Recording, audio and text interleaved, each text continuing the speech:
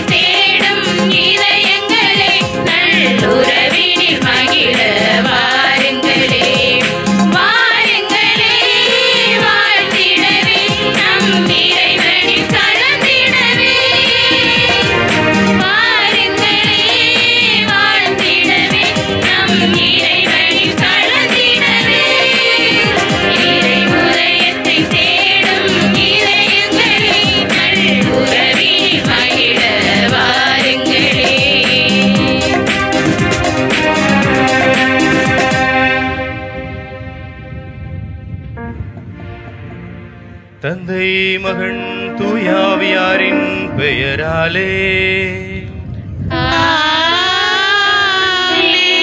நம் ஆண்டவராகிய இயேசு கிறிஸ்துவின் அருளும் கடவுளின் அன்பும் தூயாவியாரின் நட்புறவும் உங்கள் அனைவரோடும் இருப்பதாக.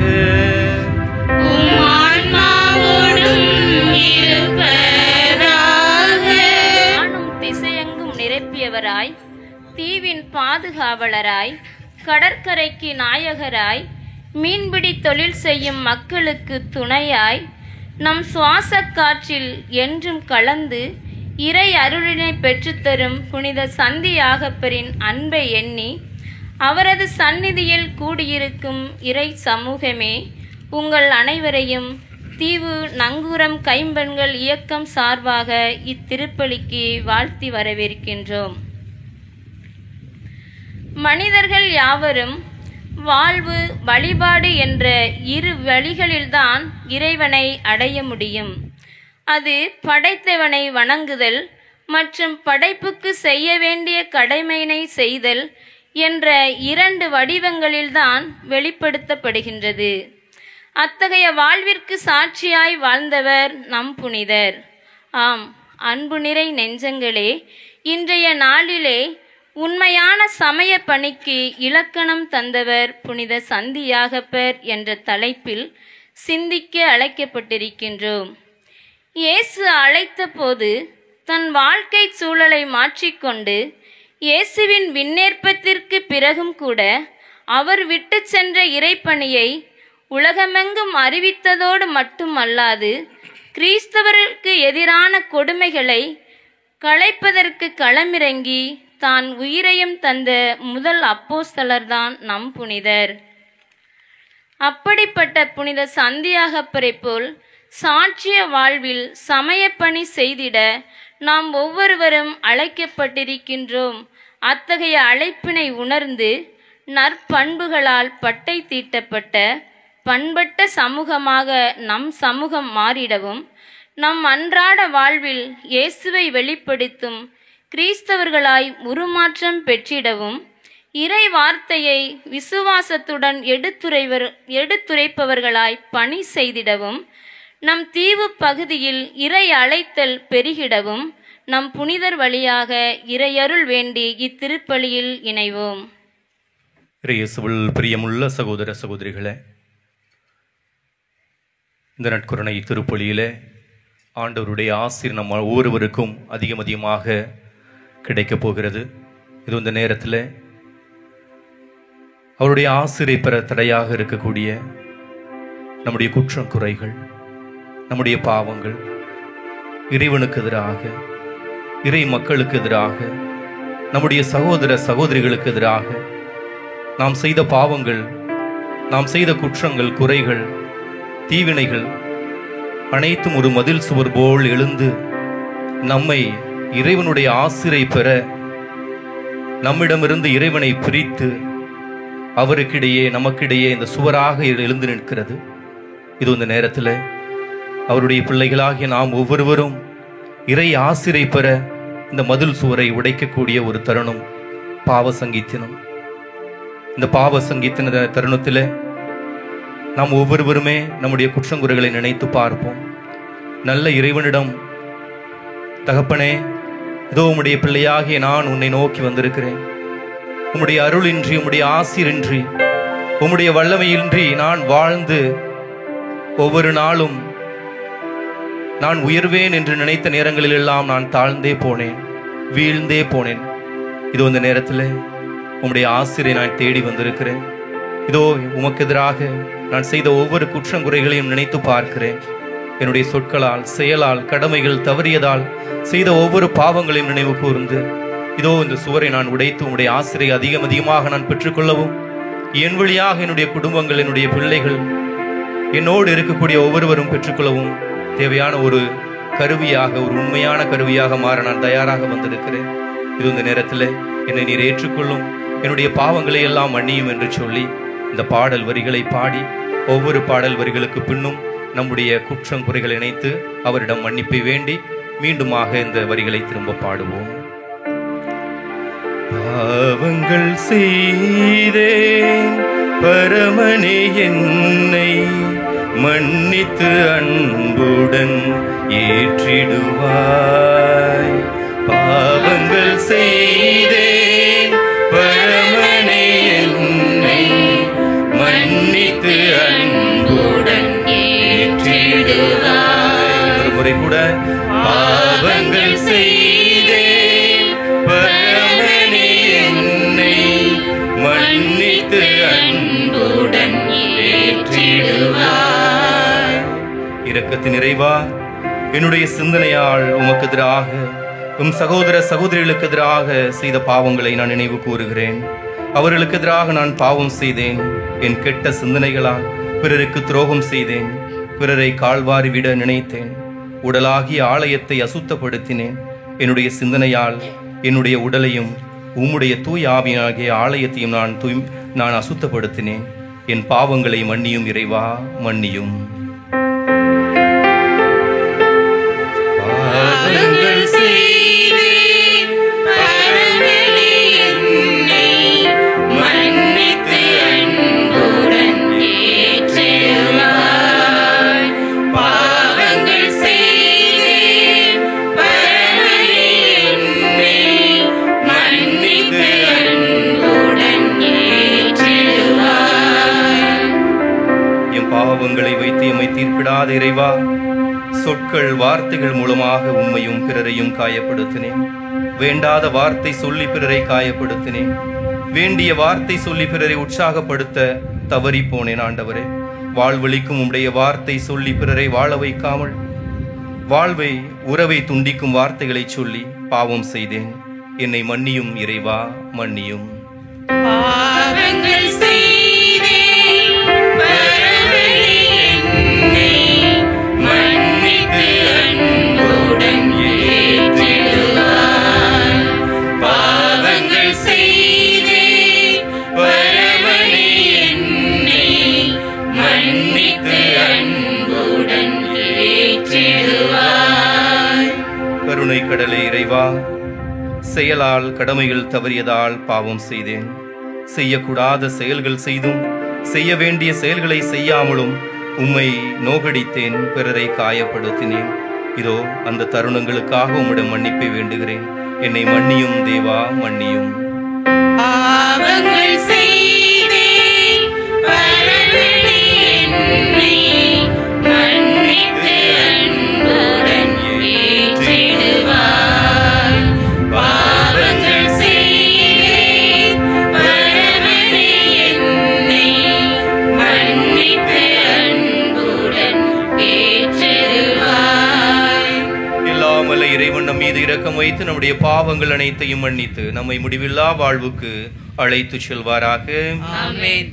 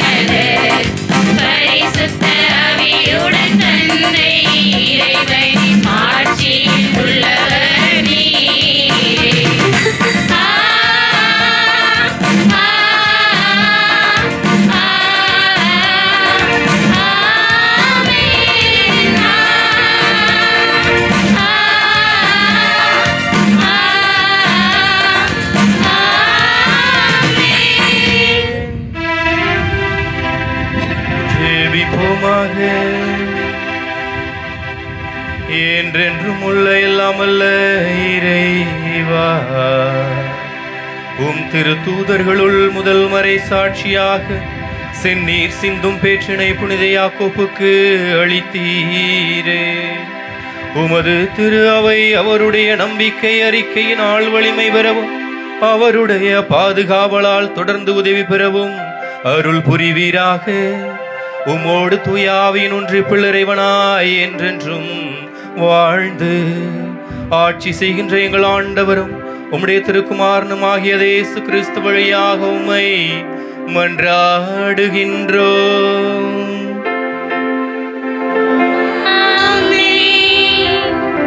முதல் வாசகம். திருத்தூதர் பணிகள் அதிகாரம் 2 இறை திருவசனங்கள் 42 முதல் 47 முடிய. திருத்தூதர் கற்பித்தவற்றிலும் நட்புறவிலும் அப்பம் விடுவதிலும் இறைவேண்டலிலும் உறுதியாய் நிலைத்திருந்தார்கள். மக்கள் அனைவரிடமும் அச்சம் நிலவியது. திருத்தூதர் வழியாக பல அருஞ்செயல்களும் அடையாளங்களும் நிகழ்ந்தன. நம்பிக்கை கொண்டோர் அனைவரும் ஒன்றாயிருந்தனர். எல்லா உடைமைகளையும் பொதுவாய் வைத்திருந்தனர்.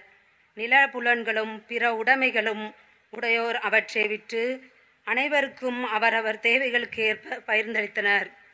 ஒவ்வொரு நாளும் அவர்கள் ஒரே மனதோடு கோவிலில் தவறாது கூடி வந்தார்கள். பேர்வகையோடும் எளிய உள்ளத்தோடும் வீடுகள் தோறும் அப்பத்தை பிட்டு உணவை பகிர்ந்து உண்டு வந்தார்கள். அவர்கள் கடவுளை போற்றி வந்தார்கள். எல்லா மக்களுடைய நல்லெண்ணத்தையும் பெற்றிருந்தார்கள்.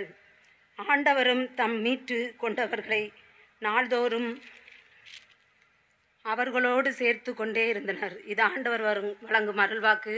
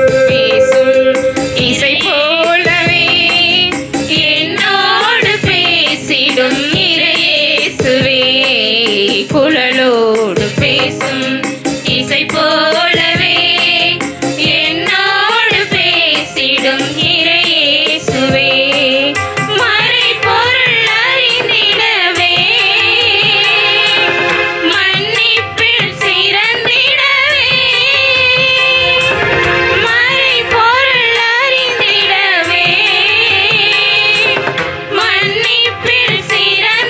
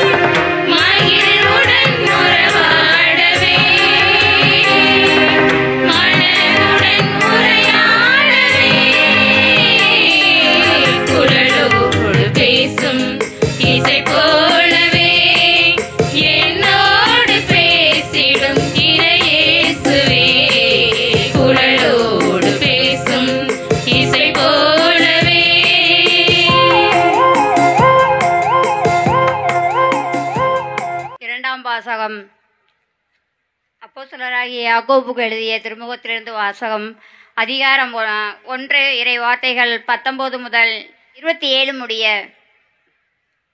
என் அன்பார்ந்த சகோதர சகோதரிகளே, இதை தெரிந்து கொள்ளுங்கள்.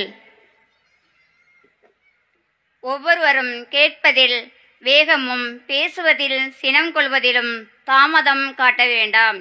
ஏனெனில் மனிதரின் சினம் கடவுளுக்கு ஏற்புடைய செயல்கள் நிறைவேற்ற தடையாயிருக்கிறது. எனவே எல்லா வகையான அழுக்கையும் உங்களிடம் மிகுந்துள்ள தீமையையும் அகற்றி உங்கள் உள்ளத்தில் ஊன்றப்பட்ட வார்த்தைகளை பணிவோடு ஏற்றுக்கொள்ளுங்கள். அதுவே உங்களை மீட்க வல்லது. இறை வார்த்தையை கேட்கிறவர்களாக மட்டும் இருந்து உங்களை ஏமாற்றிக் கொள்ள வேண்டாம். அதன்படி நடக்கிறவர்களாகவும் இருங்கள். ஏனென்றால் வார்த்தையை கேட்டு அதன்படி நடவாதவோர் கண்ணாடியில் தன் முகத்தை பார்த்துவிட்டு சென்று உடனே தாம் எவ்வாறு இருக்கிறோம் என்பதை மறந்துவிடும் ஒரு மனிதருக்கு ஒப்பாவார். ஆனால் நிறைவான விடுதலை அளிக்கக்கூடிய சட்டத்தை கூர்ந்து கவனித்து அதை தொடர்ந்து கற்போர் தாம் கேட்பதை மறந்து விடுவதில்லை. அவர்கள் அதற்கேற்ற செயல்களை செய்வார்கள். தம் செயல்களால் பேர் பெற்றவர் ஆவார்கள். தாம் சமய பற்றுடையோர் என எண்ணிக்கொண்டிருப்போர் தம் நாவை அடக்காமல் இருப்பார் என்றால் தம்மையே ஏமாற்றிக் கொள்வார். இத்தகருடைய சமய பற்று பயனற்றது. தந்தையாம் கடவுளின் பார்வையில் தூய்மையானதும் மாசற்றதுமான சமய வாழ்வு எதுவெனில் துன்புறும் அனாதைகளையும் கைம்பெண்களையும் கவனித்தலும் உலகத்தால் கரைபடியாத தம்மை காத்துக்கொள்வதாகும். இது ஆண்டவர் தரும் அருள்வாக்கு.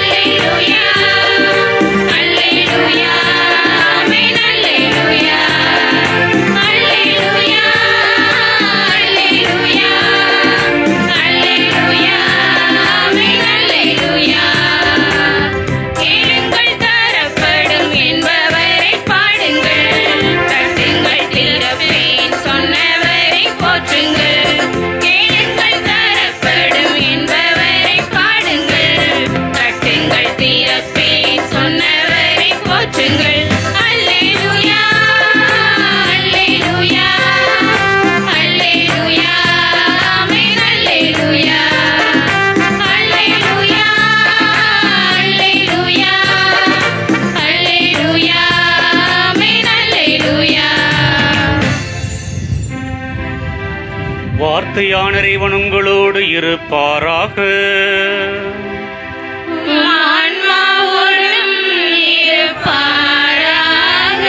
தூய மத்தேயு எழுதிய நற்செய்தியிலிருந்து வாசகம்.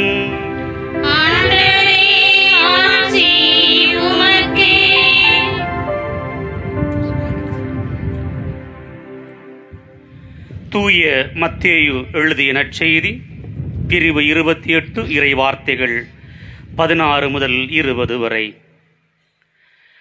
11 சீடர்களும் இயேசு தங்களுக்கு பணித்தபடியே கலிலேயாவில் உள்ள ஒரு மலைக்கு சென்றார்கள். அங்கே அவரை கண்டு பணிந்தார்கள். சிலரோ ஐயமுற்றார்கள். இயேசு அவர்களை அணுகி, விண்ணுலகிலும் மண்ணுலகிலும் அனைத்து அதிகாரமும் எனக்கு அருளப்பட்டிருக்கிறது. எனவே நீங்கள் போய் எல்லா மக்களினத்தாரையும் சீடராக்குங்கள். தந்தை மகன் தூய ஆவியார் பெயரால் திருமுழுக்கு கொடுங்கள். நான் உங்களுக்கு கட்டளையிட்ட யாவையும் அவர்களும் கடைப்பிடிக்கும்படி கற்பியுங்கள். இதோ உலக முடிவு வரை எந்நாளும் நான் உங்களோடு இருக்கிறேன் என்று கூறினார். இது கிறிஸ்துவின் நற்செய்தி.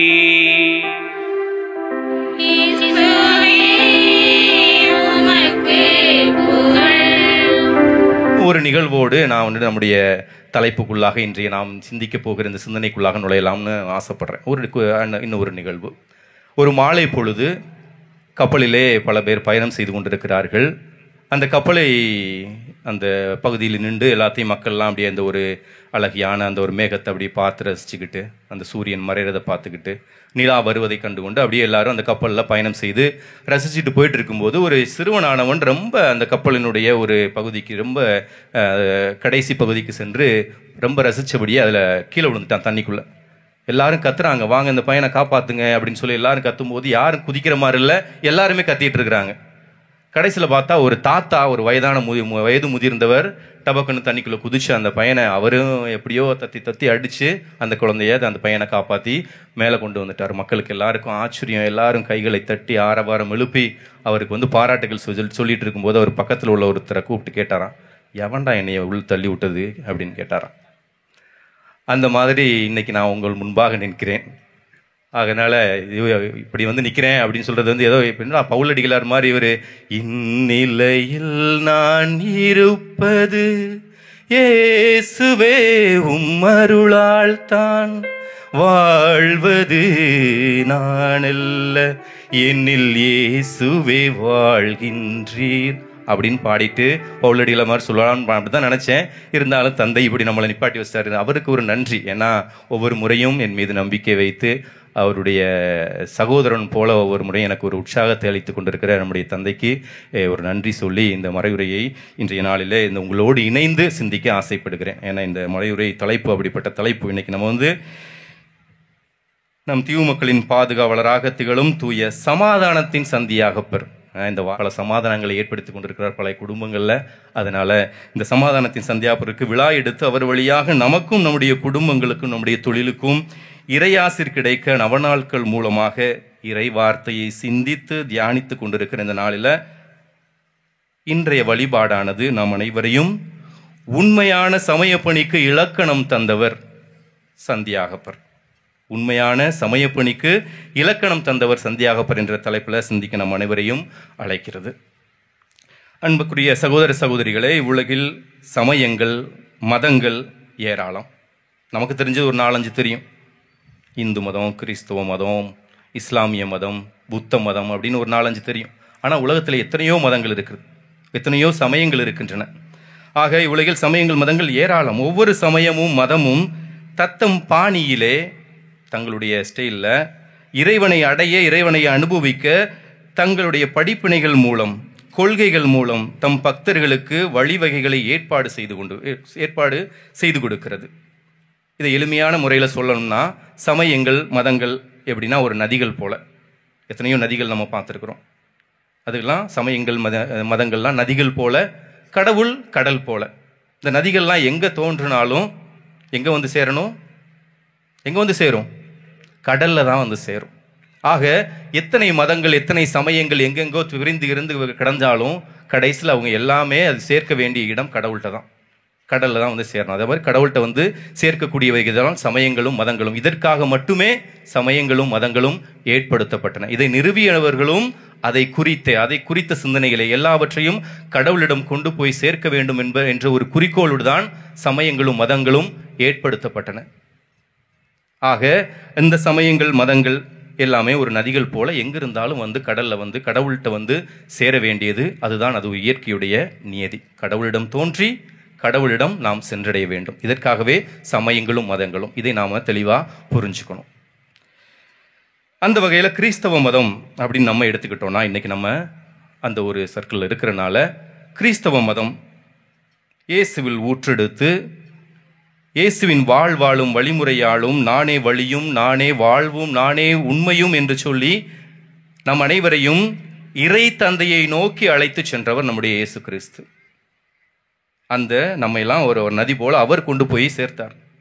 எப்படி நதி ஓடும்போது இடையில கிடக்கிற கல் மண் எல்லாத்தையும் அடிச்சு கொண்டு போதோ, அதே போல இயேசு தன்னுடைய போதனையாலும் தன்னுடைய சொற்களாலும் தன்னுடைய படிப்பினைகளாலும் தன்னுடைய எடுத்துக்காட்டான வாழ்வாலும் பல மக்களை அவர் இறைவனிடத்திலே தன்னுடைய தந்தையினிடத்திலே கொண்டு போய் சேர்த்தார். அவருக்கு அப்புறமாக அவருடைய திருத்தூதர்கள், அவருக்கு அதிகமாக அவருடைய சீடர்கள், ஆயர்கள், குருக்கள், கன்னியர்கள், இறை மக்கள், எல்லாருமே ஒவ்வொருவரும் அந்த இறைவனை நோக்கிய பயணத்திலே இறை அனுபவத்தை பெற்றுக்கொள்வதற்காக அதை நோக்கி எல்லாரையும் நம்ம எடுத்து சென்று கொண்டிருக்கிறார்கள். இன்றளவும் எடுத்து சென்று கொண்டிருக்கிறோர்கள். இதுல எல்லாருமே சிறப்பான விதத்திலே இந்த ஒரு பணியை செய்தார்களா? எல்லா மதங்களுமே எல்லா சமயங்களுமே இறைவனை கற்பிக்க வேண்டும். எல்லாவற்றுக்கும் மேலாக நம்முடைய கிறிஸ்தவ மதம் இறைவனை கற்பிக்க வேண்டும், இறைவனை பின்பற்ற வேண்டும், இறைவனை பிரதிபலிக்க வேண்டும். இதுதான் நம்முடைய சமயத்தினுடைய ஒரு முக்கியமான பணி. இந்த 3 காரியங்களையும் எடுத்து செய்தவர்கள் இந்த 3 காரியங்களையும் செய்தார்களா? எல்லாரும் செய்தார்களா? ஒரு தொடர் ஓட்டம் பார்த்துருக்கீங்க, ரிலே ரேஸ் அப்படின்னு சொல்லுவாங்க. தொடர் ஓட்டம், அதாவது கையில் ஒரு கம்பை பிடிச்சிக்கிட்டு ஒருத்தர் இங்கேருந்து ஆரம்பிப்பார், ஓடி கொண்டு போய் இன்னொருத்தர் இடையில நிற்கிறவர்கிட்ட போய் அவர் கொடுக்கணும். எவ்வளோ ஃபாஸ்ட்டாக ஓடி போய் கொடுக்குறாரோ அவ்வளோ ஃபாஸ்ட்டாக அவரும் வாங்கிட்டு ஓடி கொண்டு போய் இன்னொருத்த கொடுத்து, இவ்வாறாக ஒரு தொடர் ஓட்டம். ஒரு 3-4 பேர் தொடர்ந்து அந்த கையில் வச்சிருக்கிற அந்த கட்டையை வாங்கிட்டு எல்லாரும் ஓடி வந்து கடைசியில் யார் முதல் வர்றாங்களோ அந்த டீம்ஸ் வைக்கும். ஒரு 3 டீமோ 2 டீமோ எத்தனை டீமோ இருக்கும். அதில் குழுக்கள், பல குழுக்கள் இருக்கும். அந்த ஒவ்வொரு குழுவும் சிறப்பாக ஓடினால்தான் அந்த இது ஜெயிக்கும். அப்படியாக இந்த நம்முடைய கிறிஸ்தவ மதத்திலே பலர் இந்த கிறிஸ்தவ மதத்தை இயேசு கிறிஸ்து கற்றுக் கொடுத்த அந்த படிப்பினைகளை, இயேசு கிறிஸ்து கொடுத்த அந்த கொள்கைகளை, அவருடைய எடுத்துக்காட்டான வாழ்வை எடுத்துக்கொண்டு பல பேர் ஓடினாலும் எல்லாரும் ஒரே மாதிரி ஓடலை. பல பேர் தங்களுடைய பலகீனங்களால இடையில நின்று போனாங்க. இருந்தாலும் கடவுளுடைய பணியை நம்ம எடுத்து விட்டோமே அப்படின்னு சொல்லி கொஞ்சம் கொஞ்சமா எடுத்து ஓடி அவர் முடித்தார்கள். ஆனா அதையும் தாண்டி ஒரு இலக்கணத்தோடு, அந்த சமய பணிக்கு ஒரு இலக்கணம் கொடுத்து, நான் இயேசுவை பிரதிபலிக்க வேண்டும், இயேசுவை கற்பிப்பதோடு நின்று விடாமல், இயேசுவை பின் செல்வதோடு நின்று விடாமல், அவரை பிரதிபலிப்பவனாக நான் இருக்க வேண்டும் என்று சொல்லி ஓடியவர்களில் சிறப்பான ஒரு ஓட்டம் செய்தவர் பவுலடிகளாரை போல நம்முடைய சந்தியாராயகப்பர். நம்முடைய சந்தியாகப்பர் சிறப்பான ஒரு ஓட்டம் ஓடினார். அவர் ஓடின ஓட்டத்தினாலதான் திருச்சபை மீண்டும் ஒரு உயிர் பெற்று எழுந்தது. அவருடைய அந்த ஓட்டத்தின் காரணமாக தான் இன்னைக்கு இந்த தலைப்பிலேயே நம்ம யோசிச்சுட்டு இருக்கிறோம். உண்மையான சமயப்பணிக்கு இலக்கணம் தந்தவர் சந்தியாகப்பர் அப்படின்ட்டு. அவ்வளவுக்கு அவர் சிறப்பாக ஓடினார். அதனாலதான் நீங்க எல்லாரும் பார்த்தீங்கன்னா இயேசுவினுடைய குழுக்கள், இயேசுக்கு எத்தனை சீடர்கள் இருந்தாங்க? 12 சீடர்கள் இருந்தாங்க. ஆனா இன்னொரு குழு இருந்துச்சு, 72 பேர் கொண்ட குழு. அடுத்து 12 பேர் கொண்ட குழு, அதுக்கப்புறம் 3 பேர் கொண்ட குழு. அதுலதான் அந்த 3 பேர் கொண்ட குழுல தான் யார் வர்றா? பேதுரு, யோவான், யாக்கோபு. இந்த 3 பேர் கொண்டதுதான் அந்த 3 பேர் குழு. ஆக கற்பிப்பதில் 72 பேரும் கற்பிச்சாங்க. இயேசுவை கற்பிப்பதில், இயேசு கொடுத்த படிப்பினைகளை கற்றுக் கொடுக்கிறதுல 72 பேர் இருந்தாங்க. ஆனா பின்பற்றியவர்கள் அதில் கொஞ்சம் தான், 12 பேர். 12 பேர்லையும் இன்னும் அவரை பிரதிபலித்தவர்கள் 3 பேர். அதுல நம்முடைய யாக்கோபு இருக்கிறார். ஆக உண்மையான சமய பணிக்கு இலக்கணம் என்பது இயேசுவை பிரதிபலிப்பது. கற்பிப்பதோடு நின்றுவிடக்கூடாது, பின்பற்றுவதோடு நின்றுவிடக்கூடாது. இயேசுவை 12 பேர் பின்பற்றினாங்க. ஆனா அவருடைய சிலுவை பாடுகளின் போது எத்தனை பேர் அவரோட இருந்தாங்க? யாக்கோபு கூட அப்புறம் தான் தெளிவு பெற்று அவர் எழுந்தாரு. ஆனா பிரதிபலிச்சார் அதுக்கப்புறம். அதே போல சீடர்கள் எல்லாருமே, பின்பற்றினவர்கள், ஓடிப்போனவர்கள் எல்லாருமே மறுபடியும் இயேசுவை பிரதிபலிக்க ஆரம்பித்தார்கள். பெந்தெக்கோஸ்து அனுபவத்திற்கு பிறகாக இயேசுவை பிரதிபலித்ததால் இன்று அவர்கள் இலக்கணமாக திகழ்கிறார்கள். அதில் அந்த வரிசையில யாக்கோப்பும் அந்த ஒரு செயலை செய்தவர். அவர் ஏன், எப்படி அவரால் அதை செய்ய முடிந்தது? செய்ய முடிந்ததற்கு காரணம் அவர் இயேசுவோடு இருந்து இயேசு செய்த காரியங்களை கண்டதால், அதை அனுபவித்ததால். எல்லாவற்றுக்கும் மேலாக அவர் 3 காரியங்கள், எப்படி புத்தருக்கு 3 காரியங்கள் அவருக்கு ஒரு தெளிவை தந்ததோ அவருடைய வாழ்க்கையில், அதே போல யாக்கோப்புக்கு 3 காரியங்கள் இயேசுவோடு இருந்த பொழுது 3 காரியங்கள் அவருக்கு ஒரு தெளிவை கொடுத்தது. இயேசு அவரோடு கூட்டி சென்ற 3 நிகழ்வுகள். யாயிரனுடைய மகள் இறந்து கிடந்தவர், உயிர்ப்பின் அனுபவம் பெற்றுக்கொண்டார். இரண்டாவதாக அவர் கெத்சமனி தோட்டத்தில் இரத்த உயர்வை வியர்த்த பொழுது, அந்த துன்பங்களின் அனுபவத்தை பெற்றுக்கொண்டார். இயேசுனுடைய துன்பங்கள்ல பங்கேற்றவர். கடைசி நேரத்தில் ஓடிட்டார், ஆனால் அதுக்கு முன்பாக அவருடைய துன்பங்கள்ல பங்கு பெற்றிருக்கிறார். மூன்றாவதாக அவருடைய உருமாற்றத்தின் போது மகிமையின் அனுபவம். ஆக துன்பத்தின் அனுபவம், உயிர்ப்பின் அனுபவம், மகிமையின் அனுபவம் என 3 முக்கியமான அனுபவங்களில் அவர் பங்கு பெற்றதால் இன்று அவர் இலக்கணமாக திகழ்கிறார். எல்லாவற்றிற்கும் மேலாக அவர் ஒரு பெரிய படிப்பனையாக, அவரே ஒரு பிரதிபலிக்கக்கூடிய, இயேசுவை பிரதிபலிக்கக்கூடிய ஒரு பிம்பமாக, ஒரு கண்ணாடியாக அவர் மாறி இருக்கிறார். அதனால்தான் நம்ம எல்லாரும் இன்னைக்கு கூடியிருந்து அவருக்கு நவநாள் சிறப்பித்து நாம் அவரிடம் அவர் வழியாக நம்முடைய குடும்பங்களுக்கு, நம்முடைய தொழிலுக்கு தேவையான காரியங்கள் எல்லாவற்றையும் அவர் வழியாக கேட்டுக்கொண்டிருக்கிறோம். அவருடைய ஆசிரியை கேட்டுக்கொண்டு இருக்கிறோம். ஆகவே இயேசுவில் பிரியமான சகோதர சகோதரிகளை, சமயப்பணிக்கு ஏன் அவர் இலக்கணமாக திகழ்ந்தார்? இயேசுவை கற்பிப்பதோடு மட்டுமல்லாமல் அவரை நம் வாழ்வில் பிரதிபலிப்பது எப்படி என்று, நம்முடைய வாழ்வில் எவ்வாறு பிரதிபலிப்பது என்பதை கற்றுக் கொடுத்தவர் தான் தூய சந்தியாகப்பர். அதனால்தான் அவர் இலக்கணமாக திகழ்கிறார். அவரை பொறுத்தவரையில் ஒரு 3-4 காரியங்கள் நாமும் சமயப்பணியை செய்ய, சமயப்பணியை நல்லபடியாக ஒரு இலக்கணமாக நாமும் திகழ ஒரு 3-4 காரியங்களை குறிப்பிடுகிறார். இன்றைய நாள் அதை மட்டும் யோசித்து இந்த திருப்பலியில் இந்த மறையுரையை நான் முடிக்க ஆசைப்படுகிறேன். அந்த 3-4 காரியங்கள், முதல் காரியமாக அவர் நம்மிடமாக எடுத்து வைப்பது, உண்மையான சமயப்பணி மனிதனை பக்குவப்படுத்த வேண்டும். மனிதனை பக்குவப்படுத்தாத எந்த ஒரு சமயமும், எந்த ஒரு மதமும் அல்ல, சமயமும் அல்ல. பக்குவப்படுத்தலைன்னா அந்த மதத்தை நம்ம ஃபாலோ பண்ணவே கூடாது. வேற மதத்தை நம்ம ஃபாலோ பண்ணிட்டு போயிடலாம். இன்று இந்த சமயத்தை, நாம் கிறிஸ்தவ மதத்தை நாம் தொடர்ந்து அதில் பயணித்துக் கொண்டிருக்கிறோம் என்றால் காரணம், அது நம்மை பண்படுத்தி கொண்டிருக்கிறது, பக்குவப்படுத்தி கொண்டிருக்கிறது. அந்த ஒரு காரியத்தினால்தான் இன்றளவு கூட எத்தனையோ மனிதர்கள், எத்தனையோ நபர்கள் வேற்று மதத்திலிருந்து நம்முடைய மதங்களுக்கு மனமாறி வந்து அவர்கள் இணைந்து கொண்டிருக்கிறார்கள். காரணம், பக்குவப்படுத்தி கொண்டிருக்கிறது. ஆனால் நாம் பல நேரங்களில் உள்ளிருந்து கொண்டு இன்னும் பக்குவப்படாமல் இருக்கிறோம். ஏன்னா அது என்னுடைய தாத்தா பாட்டி கொடுத்த நம்பிக்கை, என்னுடைய அம்மா அப்பா எனக்கு கொடுத்த நம்பிக்கை. நம்பிக்கை அவங்க கொடுத்த நம்பிக்கையில நான் வாழ்ந்துட்டு இருக்கேன் கிறிஸ்தவனா, அது முக்கியம் இல்லை. அந்த பிலீவ் கிரைஸ்ட், நம்பிக்கைக்கு நம்ம விசுவசிக்கக்கூடிய அந்த கடவுள் நான் நம்பணும். என்னுடைய தாய் தகப்பன், என்னுடைய முன்னோர்கள் எனக்கு தந்த விசுவாசத்துல நான் வாழ்ந்துட்டு இருந்தேன்னா அது முக்கியம் இல்லை. அது ஒரு குறிப்பிட்ட வயசு வரைக்கும் தான். அதுக்கப்புறம் நான் அந்த உறுதி பூசலிருந்து நாம் எடுக்கக்கூடிய அந்த உறுதிப்பாடு, நான் என்னுடைய முழு சிந்தனையோடு நான் இறைவனை ஏற்றுக்கொள்கிறேன், அவருடைய படிப்பினைகளை ஏற்றுக்கொள்கிறேன், அவருடைய கொள்கைகளை, அவருடைய வாழ்க்கையை நான் என்னுடைய வாழ்வில் ஏற்றுக்கொண்டு நான் அவரை பிரதிபலிப்பவனாக இருப்பேன் என்று சொல்லி நான் என்னுடைய விசுவாசத்தை, ஓட்டத்தினை ஆரம்பிக்கும் பொழுது அங்கு என்னுடைய விசுவாசம் உறுதிப்படுகிறது. இன்று நம்மளையும் எத்தனையோ பேர் எந்த கிறிஸ்தவர்களாக இருக்கிறோம்? என்னுடைய முன்னோர்கள், என்னுடைய பாட்டன்கள், பூட்டன்கள், என்னுடைய தாய் தந்தையர் அவங்க எனக்கு கொடுத்த விசுவாசத்தினால நான் இன்னும் கோயிலுக்கு போறேன், குளத்துக்கு போறேன், அவ்வளவுதான். அப்படிப்பட்ட ஒரு விசுவாசம் நம்முடைய விசுவாசமாக இருக்கக்கூடாது. என்னுடைய விசுவாசம் நான் அனுபவித்த, எவ்வாறு யாக்கோபு தன்னுடைய வாழ்க்கையில் அவர் அனுபவித்த அந்த மகிமையின் அனுபவம், துன்பத்தின் அனுபவம், அந்த உயிர்ப்பின் அனுபவம், என்னுடைய வாழ்க்கையிலும் அந்த அனுபவம் பெற்றவனாக நான் இருக்க வேண்டும். ஒவ்வொரு முறை கிறிஸ்து பிறப்பு நாம் பங்கேற்கும் பொழுதும், ஒவ்வொரு முறையிலையும் உயிர்ப்பு திருவிழா கொண்டாடும் பொழுதும் அது எனக்கு என்ன அனுபவத்தை கொடுக்கிறது? திருவிழா கிறிஸ்தவர்களாக இருந்திருக்கக்கூடாது. நம்ம விழா எடுத்துக்கொண்டிருக்கிற அந்த சந்தியாகப்பரனுடைய திருவிழாவும் அந்த மாதிரி போயிடக்கூடாது. ஏதோ ஒன்று நம்மை தொட வேண்டும். நம்முடைய இருதயத்தை தொட்டு நானும் ஏதோ ஒன்றின் காரணமாக, ஏதோ ஒன்றால் நான் பிடிக்கப்பட்டவனாக, அதில் என்னுடைய மனதை நான் பறிகொடுத்தவனாக நான் இந்த திருச்சபையில, இந்த கிறிஸ்தவ மதத்தில் நான் இருந்து கொண்டிருக்கிறேன் என்பதை உணர்ந்தவர்களாக நாம் வாழும் பொழுது அந்த விசுவாசம் உயிர் பெறுகிறது. அங்கதான் சமயப்பணி, உண்மையான சமயப்பணி அங்கதான் வெளிப்படும். பல பேர் நமக்கு கொடுத்த விசுவாசங்களை நாம் நம்முடைய வாழ்க்கையில் செயல்படுத்தாத பொழுது, பிரதிபலிக்காத பொழுது ஒன்றுமே நிறைவேறாது. எத்தனையோ மறையுறைகள் கேட்டாலும், எத்தனையோ இது யூடியூப்ல அது இது எத்தனை பார்த்தாலும் என்னுடைய சொந்த அனுபவங்கள் என்னை தொடாவிட்டால், கடவுளினுடைய அந்த அனுபவம் தொடாவிட்டால் என்னுடைய விசுவாசம் செத்த விசுவாசமாகத்தான் இருக்கும். ஆக இந்த நாளில் இதை குறித்து முழுமையாக சிந்திப்போம். என்னுடைய விசுவாசம் எப்படிப்பட்ட ஒரு மனிதனை பக்குவப்படுத்தப்படும். நான் பக்குவப்படுத்தப்பட்டவனாக இருக்கிறேனா? நான் ஜெர்மனியிலிருந்து பெங்களூருக்கு ஃப்ளைட்டு, ஜெர்மனியில் ஃப்ளைட் ஏறுறேன்.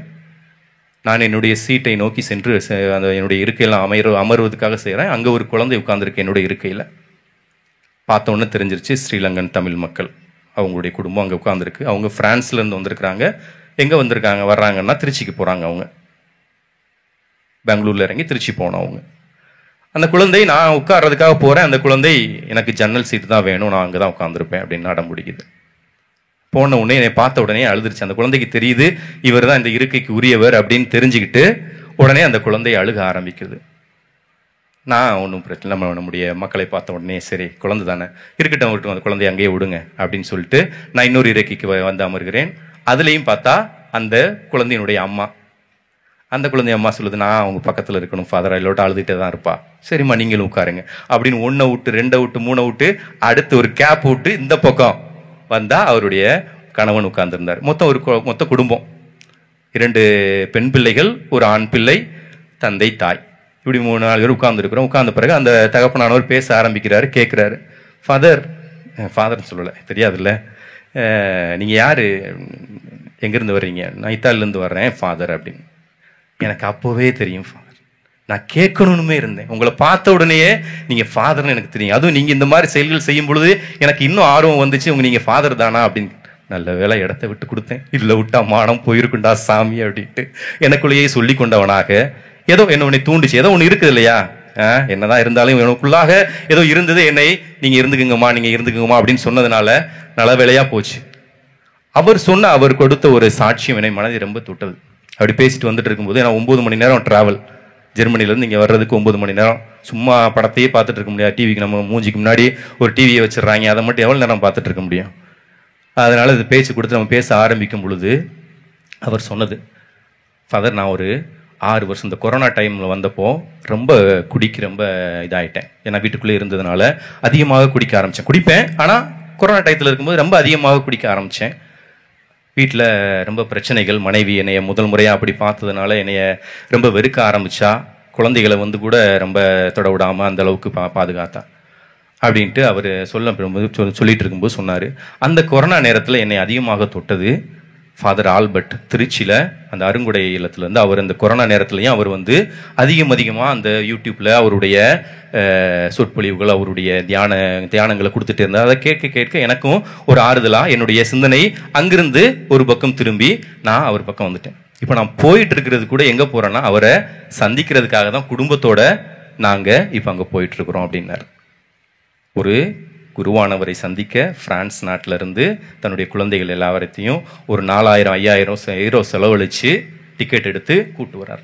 சமயப்பணியினுடைய முக்கியத்துவம் இதுதான். ஒரு குடும்பம் அப்படி பெறலும்போது அப்படி தூக்கி பிடிக்கிறது தான் நம்முடைய சமயம்.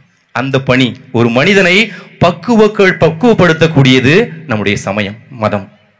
அப்படிப்பட்ட ஒரு கிறிஸ்துவத்தில் நம்ம இருந்துட்டு இருக்கிறோம். அவர் சொன்ன வார்த்தைகள் இயேசுவினுடைய வார்த்தைகள், நம்ம வாசிக்க கேட்ட நற்செய்தி வாசகங்கள். உலகெங்கெல்லாம் சென்று நற்செய்தியை அறிவியுங்கள் என்று இன்றைய வாசகத்தில் நாம் அறிவிக்க கேட்டோம். அந்த உலகெங்கெல்லாம் சென்று நற்செய்தியை அறிவித்தனுடைய பயன் இன்று ஒரு குடும்பம் அவரை நோக்கி சென்று கொண்டிருக்கிறது. என்னையும் பார்த்துட்டு, ஃபாதர் நாங்கள் ஃப்ரீயாக இருந்தால் உங்கள் ராமேஸ்வரத்துக்கு வரோம் ஃபாதர் அப்படின்னு சொன்னாங்க. ரொம்ப சந்தோஷமாடு. இன்னும் ஒன்று அவளிடம் எனக்கு பிடித்தது, கையில் 3 குழந்தைகளும் 3 விவிலியங்கள். நம்ம பஸ்ஸில் போகும்போதே எடுத்துகிட்டு போக மாட்டோம், ஏதோ கோயிலுக்கு வரதுனால பரவாயில்ல. என்னுடைய மக்கள் தீவில் எல்லாருமே கோயிலுக்கு வந்தால் பைபிள் கொண்டு வருவாங்க. ஆனால் இந்த குழந்தைகள் விமானத்தில் கூட 3 குழந்தைகளும் கையில் பைபிளை வச்சுட்டு, சின்ன பைபிள், குட்டி பைபிள் எடுத்துட்டு பைபிளை வச்சுக்கிட்டு, அந்த அம்மா ஃப்ளைட்டு டேக் ஆஃப் எடுக்க ஆரம்பிச்சதும் அம்மா சொல்லுது, ஏய் வாசிங்க பைபிள் வாசிங்க, எல்லாம் ப்ரேயர் பண்ணுங்க. எல்லாம் உட்காந்து ப்ரேயர் பண்ணுறாங்க. எடுத்து முடித்த பிறகு மறுபடியும் ஒரு இடையில கேப் வரும்போது, பைபிள் படிங்க. சாப்பிட வரும்போது ஒரு ஜெபம் சொல்லுங்க.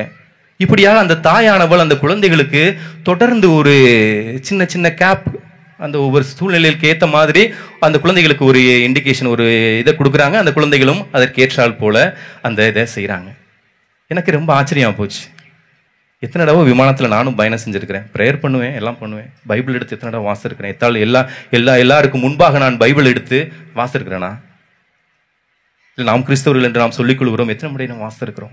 சமயப்பணியை எவ்வாறு கொண்டு செல்வது, இதுதான் சமயப்பணி. நம்முடைய சின்ன காரியங்கள், சின்ன எடுத்துக்காட்டான வாழ்வு, இயேசுவை பிரதிபலிக்கும் போது வரக்கூடிய அந்த ஒரு காரியங்கள், அங்கதான் நம்முடைய சமயப்பணியானது வளர்கிறது. இதற்கு எடுத்துக்காட்டாக இருந்தவர் தான் யாக்கோப். தனக்கு ஸ்பெயின் நாட்டில் போய் பணி செய்யணும் அப்படின்னு சொன்னதும் என்னமே சொல்லலை. சந்தியாகப்பர் எனக்கு அவர் குளிக்க போடுறாங்க. இயேசுநாதருடைய உயிர்ப்புக்கு பிறகு யார் யார் எங்கெங்க போகணும் அப்படின்னு சொல்லி குலுக்கல் சீட்டு போடுறாங்க.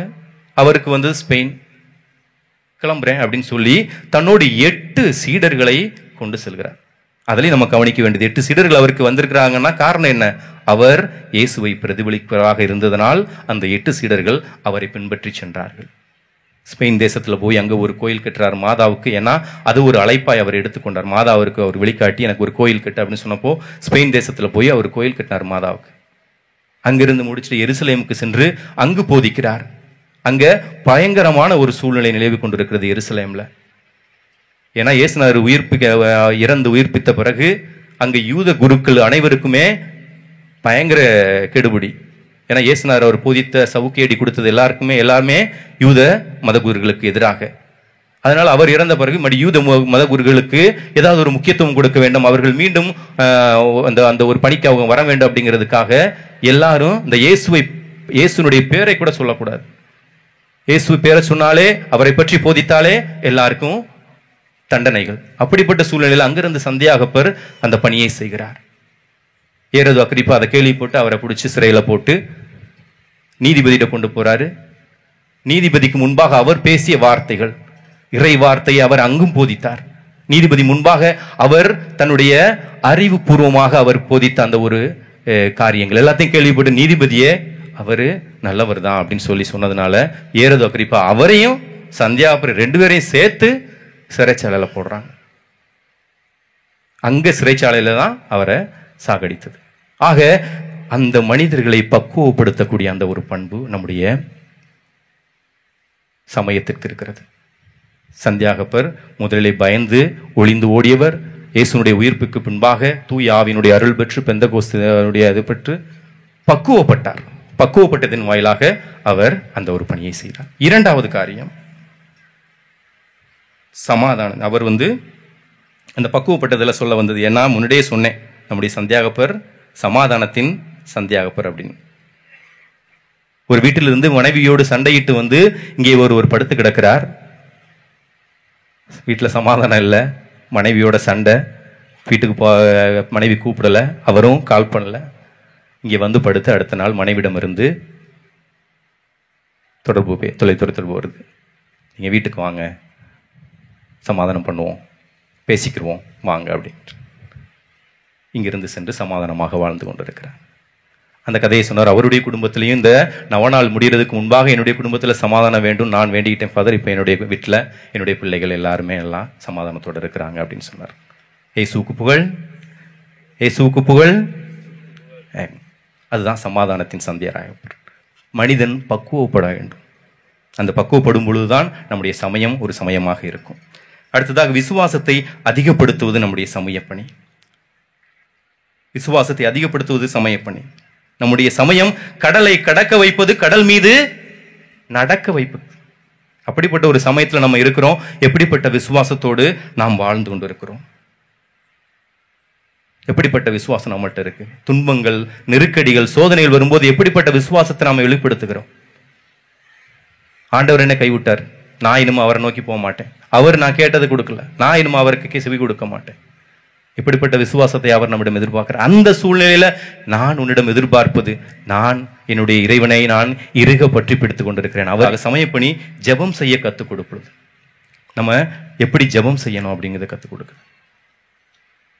பல நேரங்களில் நம்முடைய ஜெபங்கள் ஏதோ ஏனோ தானோ கேட்போம். எத்தனை எல்லாரும் கேட்குறாங்க, நானும் உன்னை கேட்டு வைக்கிறேன். என்னுடைய மனப்பூர்வமான ஜெபம் அருளுந்தி மந்திரியம் 50 தடவை சொன்னாலும் 100 தடவை சொன்னாலும் அதை உணர்ந்து ஒரு தடவை சொன்னாலும் கூட நல்லதுதான். எத்தனை தடவை நம்ம அதை எழுதி வைச்ச ஜெபங்களை வாசிக்கிறோங்கிறது முக்கியம் இல்லை. நான் என்னுடைய அனுபவத்திலிருந்து நான் என்ன பேசுகிறேன் இறைவனோடு. அவிழத்தரசம்மாள் சொல்லுவாங்க, கார்மல் சபையில் இருந்து அவிழத்தரசம்மாள், உண்மையான ஜெபம் என்பது 2 நண்பர்கள் தங்களுக்குள்ளே பேசிக்கொள்வதுதான் உண்மையான ஜெபம். இப்படி 2 நண்பர்கள் சந்திக்கும் போது என்னென்ன பேசுவாங்க? எல்லாம் கஷ்டம், நஷ்டம், துன்பம், எல்லா காரியங்களையும் ஷேர் பண்றோம் இல்லையா? அதுதான் ஜெபம். உட்காந்து நான் 100 தடவை ஜெபமால சொன்னேன் அப்படிங்கிறது முக்கியம் இல்லை. அந்த ஜெபம் சொல்லும்போது நான் என்ன ஒரு இன்டென்ஷன், என்ன ஒரு கருத்தோடு நான் ஜெபம் செய்து கொண்டிருக்கிறேன். பல பேர் தூங்கிட்டே சொல்லுவாங்க, அதில் இந்த மாதிரியே கருத்தர் உடனே பெண்கள் முடிஞ்சா எந்த இதில் இருக்கிறோம், எந்த பாதியில் ஆரம்பித்தோம், எங்கே போய் முடிச்சோன்னு யாருக்குமே தெரியாது. ஆக ஜெபம் அதையும் தாண்டி அந்த ஜெபங்கள்லாம், வாய்மொழி ஜெபங்கள் எல்லாம் நமக்கு உதவ வேண்டும். இறைவனோடு நான் ஒன்றித்து ஜெபிக்க உதவக்கூடிய ஜெபங்கள் தான் வாய்மொழி ஜெபங்கள். அருள் மரியே சொல்றது எல்லாமே அந்த வாய்மொழி ஜெபங்கள் நம்மளை இறைவனோடு ஒன்றித்து பேச வைக்கக்கூடிய ஜெபங்கள். அந்த இதுக்கு நம்ம போய் நிற்கணும். அப்படிப்பட்ட ஜெபமாக நம்முடைய ஜெபம் இருக்கணும். விசுவாசத்துடன் கூடிய ஒரு ஜெபம். பக்கத்தில் ஒரு ஆலய பக்கத்தில் ஒரு சாராய கடை இருக்கு. அந்த சாராய கடையை நீக்கணும் அப்படின்னு சொல்லி ஃபாதர் எல்லாத்தையும் டிசைட் பண்ணி, வாங்க மக்களே எல்லாரும் இந்த சாராய கடை இங்கிருந்து ஒழியணும் அப்படின்னு சொல்லிட்டு ப்ரேயர் செய்வோம் அப்படின்னு சொல்லி கூப்பிட்றாரு. கூப்பிட்டு மக்களை கூப்பிட்டு ஒரு 8 நாள் உபவாச ஜெபம் வச்சு செபிக்கிறாங்க. எல்லா பாடல்களோடு எல்லா ஆரவாரத்தோடு கடவுள்கிட்ட உருகி செபிக்கிறாங்க. செபிச்சு 8ஆவது நாள் 9ஆவது நாள் சாராய கடை துபுக்குடின்னு விழுந்துருது. என்ன ஆச்சரியம்! ஆண்டவர் ஜெபத்தை கேட்டார். சாராய கடைக்காரன் என்ன பண்ணிவிட்டான்? இந்த கிறிஸ்தவர்கள்லாம் சேர்ந்து ஜெபம் பண்ணதுனால தான் சாராய கடை கீழே விழுந்துச்சுன்னு சொல்லி கொண்டு போய் நீதிமன்றத்தில் போய் சொல்லிட்டான். நீதிமன்றத்தில் கிறிஸ்தவர்கள், இந்த பக்கம் சாராய கடைக்கார் உட்கார வச்சு அவர் விசாரிக்கிறார். என்னப்பா நடந்துச்சு, அது உண்மையா? சாராய கடை இருக்கிற சொல்றார், உங்களுடைய ஜெபத்தினால்தான் இந்த சாராய கடை கீழே விழுந்தது என்று அவர்கள் சொல்கிறார்கள், இதை ஒப்புக்கொள்கிறீர்களா? ஐயோ சாமி, நாங்கள் அதெல்லாம் எங்களுக்கு சம்மந்தமே இல்லை. நாங்கள் வழக்கமாக இது மாதிரி ப்ரேயர் பண்ணுவோம், வழக்கமாக அது நடக்காமல் நடக்கும், அதெல்லாம் ஒன்றும் தெரியாது. ஆனால் இந்த தடவை அது விழுந்தது எங்கள் ஜெபத்தினால இல்லை, எங்களுக்கு அதுக்கும் சம்மந்தமே இல்லை அப்படின்னு சொல்லி சொன்னாங்க. அப்புறம் நீதிபதி ஒரு இது கொடுத்தாராம். சாராய கடைக்காரர் கிறிஸ்தவர்களுடைய ஜெபத்தினால்தான் இந்த சாராய கடை கீழே விழுந்தது என்று அவர் விசுவசித்தாலும், கிறிஸ்தவர்கள் எங்களுடைய ஜெபத்தினால் அது விழவில்லை என்று அவர்கள் விசுவசிப்பதால் நான் அவர்களை விடுதலை செய்கிறேன் அப்படின்னு சொல்லி முடிச்சாராம். நம்முடைய ஜெபம் இப்படிப்பட்ட ஜெபம். நமக்கு ஏதாவது ஆபத்து வந்தா விலகி ஓடக்கூடிய ஒரு ஜெபமாக இருக்கிறது நம்முடைய ஜெபம். அப்படிப்பட்ட ஜெபமாக இருக்கக்கூடாது.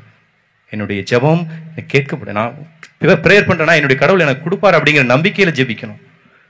ஒரு ஊர்ல மழை இல்லாத பொழுது எல்லாரும் மழைக்காக ஜெபிக்கிறதுக்கு வந்தப்போ ஒரு குழந்தை கொடையோடு வந்துச்சு. எல்லாரும் பாக்குறாங்க, என்னடா இந்த பையன் கொடையோட வந்திருக்கிறான். அந்த குழந்தை இவங்க எல்லாத்தையும் பாக்குறான், என்னடா இதுக்கெல்லாம் கொடை இல்லாம வந்திருக்கு அப்படின்ட்டு. ஏன்னா அவனுக்கு தெரியுது, நான் ஜெபம் பண்ணா என்னுடைய கடவுள் எனக்கு மழை கொடுப்பார் அப்படிங்கிற நம்பிக்கையில அவன் வந்திருக்கான் கொடையோட. இவங்க ஏனதானோ வழக்கம் போல. இப்படி எத்தனை ஜெபங்கள் நாம் செய்திருக்கிறோம். அந்த சிறுவர்களிடம் அந்த நம்பிக்கை என்கிட்ட இருந்திருக்கிறான். நான் ஜெபம் பண்ணும்போது சும்மா கேட்டு வைப்போம், 10ஓட 11 இதையும் போட்டு வைப்போம், ஆண்டவர் கொடுத்தா கொடுக்கட்டும். ஆக அப்படிப்பட்ட ஜெபமாக இருக்கக்கூடாது. நம்முடைய சமய பணியில முக்கியமானது எப்படிப்பட்ட ஜெபமாக இருக்கணும்? கடவுளோடு ஒன்றித்த ஒரு ஜெபமாக இருக்கணும். யாக்கோப்புடைய அந்த கடிதத்தில் வாசிங்களே யாராவது.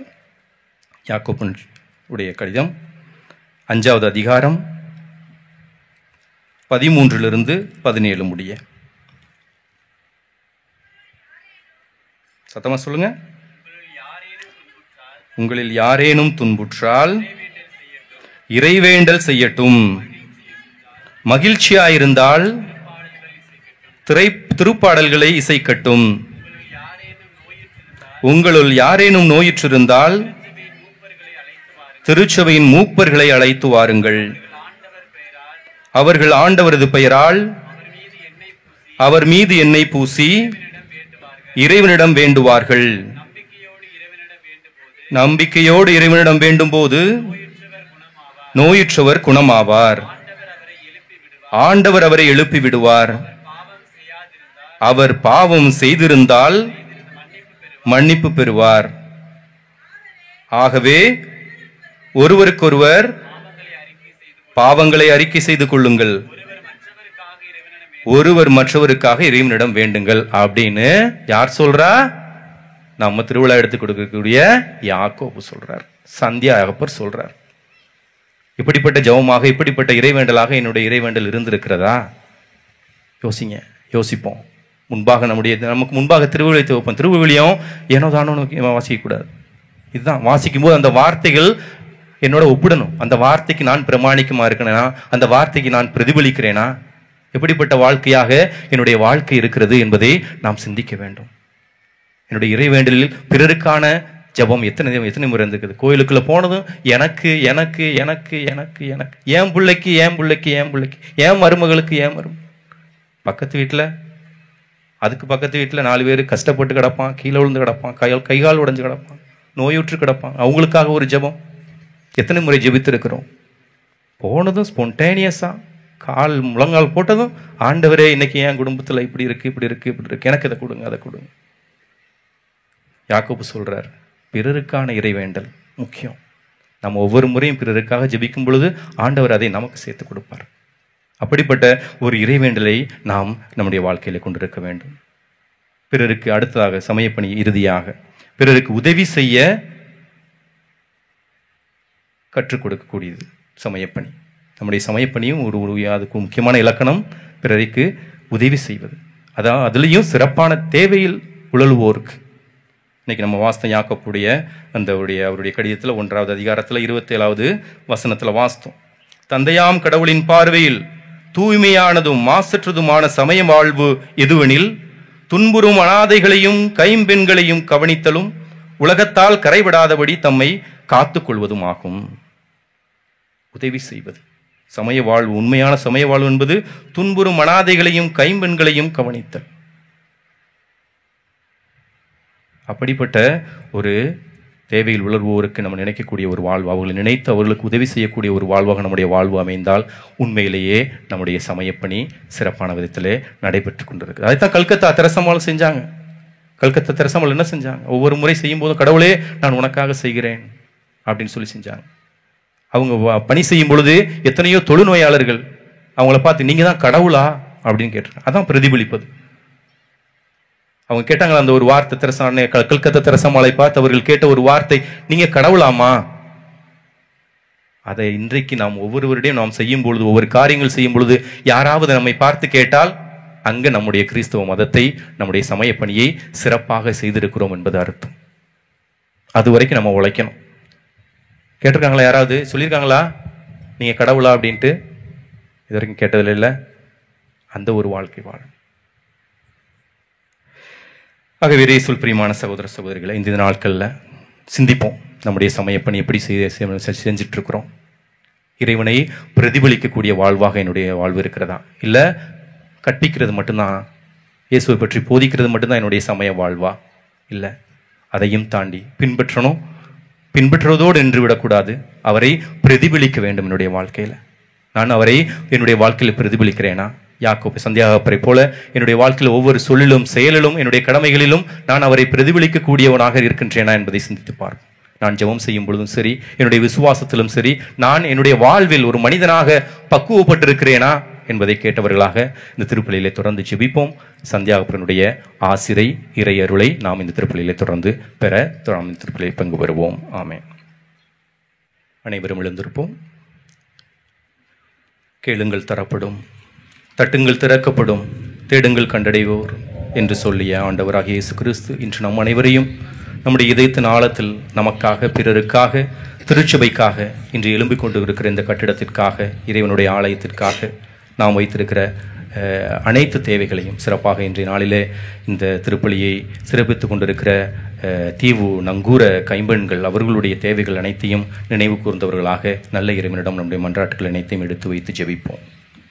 உன்னை அழைத்து வந்த நாள் முதல் நானே உன் கடவுளாகிய ஆண்டவர் என்று உறுதி தந்த இறைவா, தன்னலம் மறந்து தன் மக்களின் இறைநலன் கருதி விண்ணுலக வாழ்வை ஒவ்வொருவரும் பெற உழைக்கும் திருத்தந்தை, ஆயர்கள், குருக்கள் மற்றும் கன்னியர்கள் தனக்கு வரும் துன்பங்களில் துவண்டு போகாமல் இறைவனியோடு சமூக பணியையும் துணிவோடு செய்திட இறை திருவுளத்திற்கேற்ப பேசவும் நடக்கவும் உமது ஆற்றலை பொழிந்திட வேண்டுமென்று புனித சந்தியாகப்பர் வழியாக இறைவா உம்மை மன்றாடுகின்றோம்.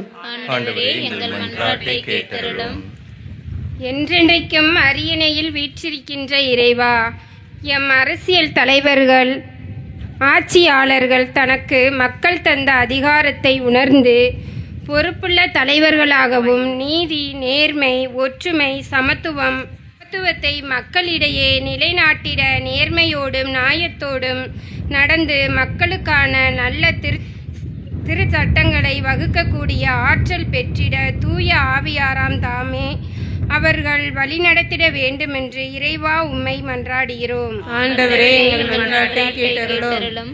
உனக்காக என் இதயம் ஏங்கி தவிக்கின்றது. திண்ணமாய் உனக்கு நான் இரக்கம் காட்டுவேன் என்று மொழிந்த இறைவா, எம் நாட்டின் வாழும் ஏழை எளியவர், பசி பட்டினியினால் வாழும் ஆதரவற்றோர், கைம்பெண்கள், மருத்துவர்களால் கைவிடப்பட்ட நிலையில் இருக்கும் நோயாளிகள், இவர்களின் இதய இயக்கங்களை அறிந்து உமது நலன்களால் நிரப்பி அழுகைக்கு பதிலாக ஆறுதலையும் துன்பத்திற்கு பதிலாக இன்பத்தை அருளும் இரக்கத்தை பெற்றுக்கொள்ள வரம் தர வேண்டுமென்று புனித சந்தியாகப்பர் வழியாக இறைவா உம்மை மன்றாடுகின்றோம்.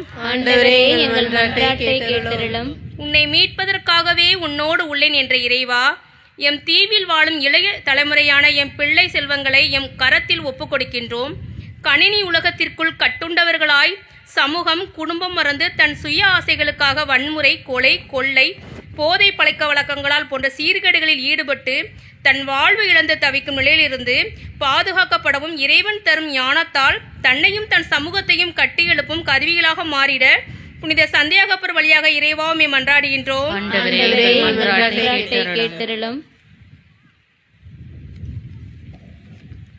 நீர் உமது கையை திறந்து எல்லா உயிரினங்களின் விருப்பத்தையும் நிறைவேற்றுகின்றீர்.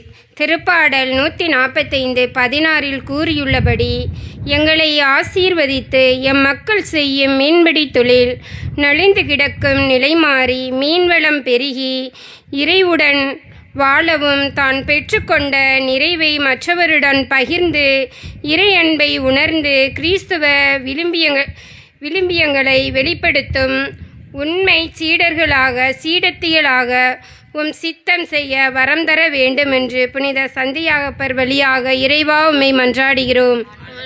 எங்கள் மன்றாட்டை கேட்டருளும். அன்பின் பரலோக பிதாவே, உம்முடைய பிள்ளைகளாகிய நாங்கள் அனைவரும் எடுத்து வைத்த இந்த மன்றாட்டுக்களை உம்முடைய பாதத்திலே அர்ப்பணித்து ஜெபிக்கிறோம். மேலும் இந்த நேரத்திலே இந்த ஆலயத்திற்காக உழைத்து கொண்டிருக்கிற ஒவ்வொருவரையும் உம்முடைய பாதத்தில் வைத்து ஜெபிக்கிறோம்.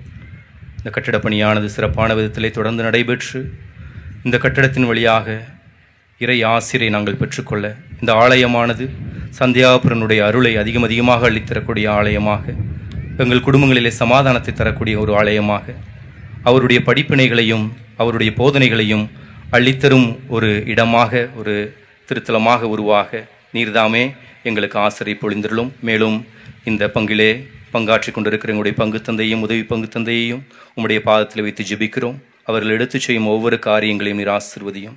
அவர்களுக்கு தேவையான உடல் ஆரோக்கியத்தை தந்து அவர்களுடைய ஒவ்வொரு காரியங்களிலும் பங்கு மக்கள், இறை மக்கள் அனைவரும் இணைந்து செயல்பட்டு இந்த தீவிலே அப்பா தேவனே ஒவ்வொருவரும் ஒருவர் மற்றவரை தாங்கக்கூடியவர்களாக, ஒருவர் மற்றவருக்கு சிறப்பான விதத்திலே உதவி செய்யக்கூடியவர்களாக இருந்து தொடர்ந்து இந்த பங்கினை உயர்த்தி செல்ல தேவையான வல்லமையை ஒவ்வொருவர் மேலும் நீர் பொழிந்தருளும் ஆண்டவரே.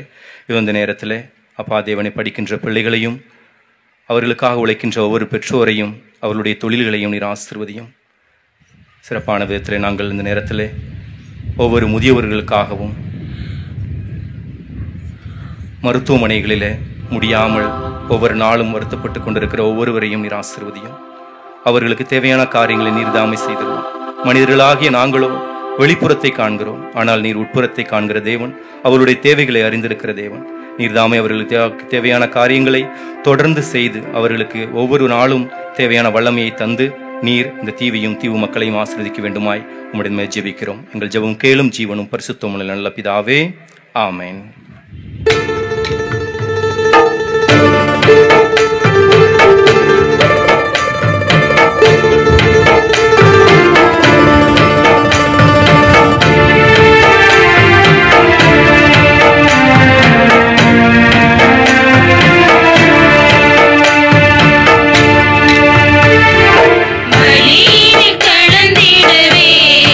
என்னை பலியாக தந்திடுவே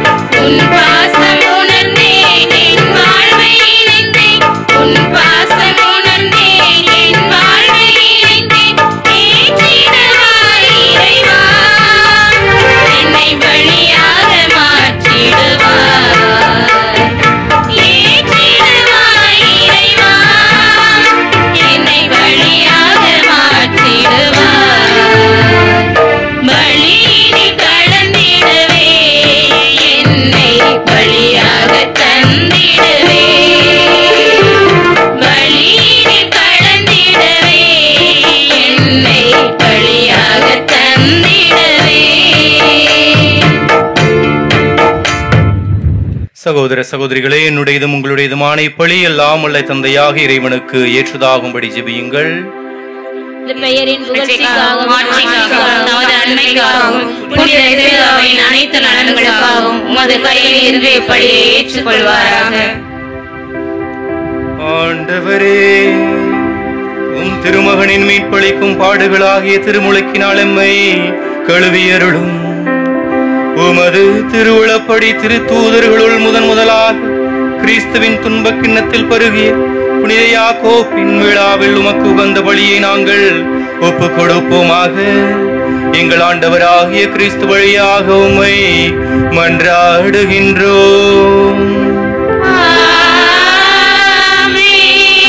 ஆண்டவர் உங்களோடு இருப்பாராக.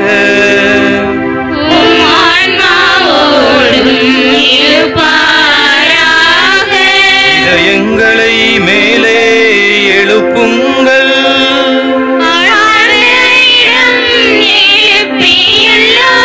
நம் இறைவனாகிய ஆண்டவருக்கு நன்றி கூறுவோம்.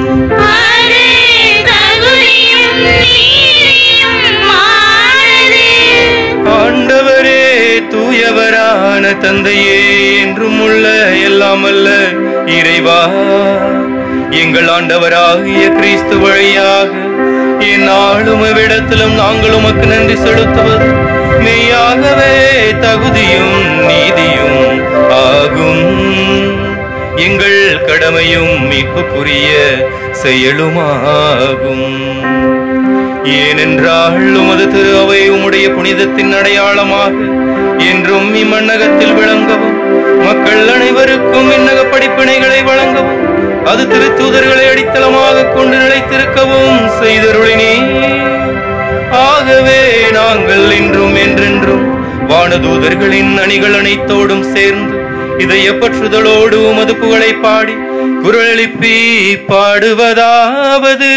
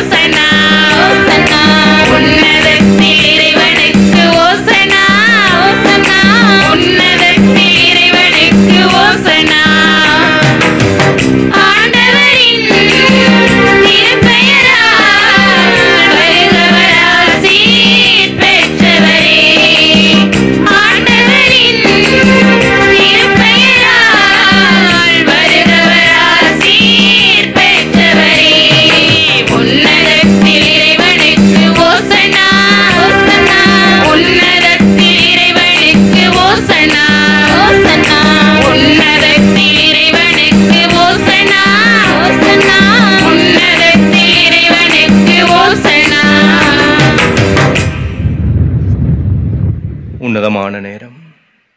இறைவனுடைய பிரசன்னம் அதிகமாக நம்முடைய மத்தியிலே இந்த அப்பரச காணிக்கைகளின் வழியாக வர இருக்கக்கூடிய நேரம். இந்த அப்பரசம் அவருடைய பிரசன்னத்தால் அவருடைய உடலாக இரத்தமாக மாற இருக்கக்கூடிய நேரம்.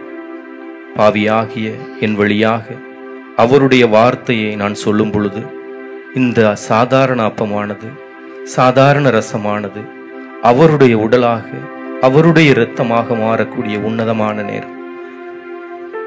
இது இந்த நேரத்தில் நம்மை, நம்முடைய குடும்பங்களை, நம்முடைய அனைத்து காரியங்களையும், எல்லாவற்றுக்கும் மேலாக நம்முடைய சிந்தனை, சொல், செயல் அனைத்தையும் இந்த அப்பரச காணிக்கைகளோடு அர்ப்பணித்து ஜெபிப்போம்.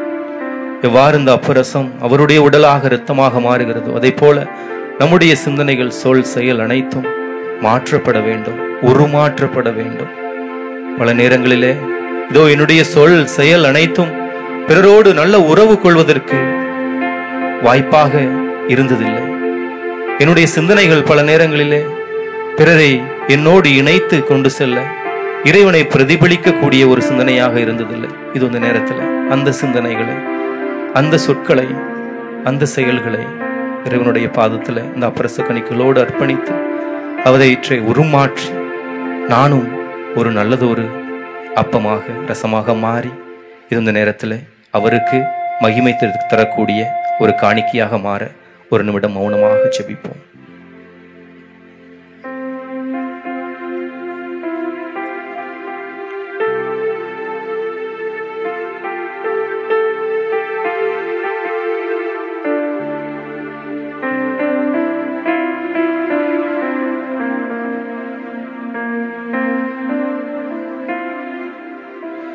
ஓ பரிசுத்த ஆவியே, என் ஆன்மாவின் ஆன்மாவே, உம்மை ஆராதனை செய்கின்றேன். இறைவா ஆராதனை செய்கின்றேன். என்னை ஒளிரச் செய்து வழிகாட்டும், அது வலுவூட்டி என்னை தேற்றும். என் கடமை என்னவென்று காட்டும், அதை கருத்தாய் புரிந்திட தோண்டும். என்ன நேர்ந்தாலும் நன்றி புகழ் கூறி பணிவேன் என் இறைவா. உந்தன் திருவுளப்படி என்னை நடத்தும். ஆண்டவரே, நிர்மையாகவே தூயவர், தூய்மை அனைத்துக்கும் ஊற்று. ஆகவே உம்முடைய தூய ஆவியை பொழிந்து இக்காணிக்கைகளை தூய்மைப்படுத்த உம்மை வேண்டுகின்றோம். இவ்வாறு எங்கள் ஆண்டவர் இயேசு கிறிஸ்துவின் உடலும் இரத்தமுமாக எங்களுக்கு இவை மாறுபனவாக. அவர் பாடுபட உளம் கனிந்து தம்மை கையளித்த போது அப்பத்தை எடுத்து நன்றி செலுத்தி அதை பிட்டு தம் சீடர்களுக்கு அளித்து அவர் கூறியதாவது: அனைவரும் இதிலிருந்து பெற்று உண்ணுங்கள், ஏனெனில் இது உங்களுக்காக கையளிக்கப்படும் என் உடல்.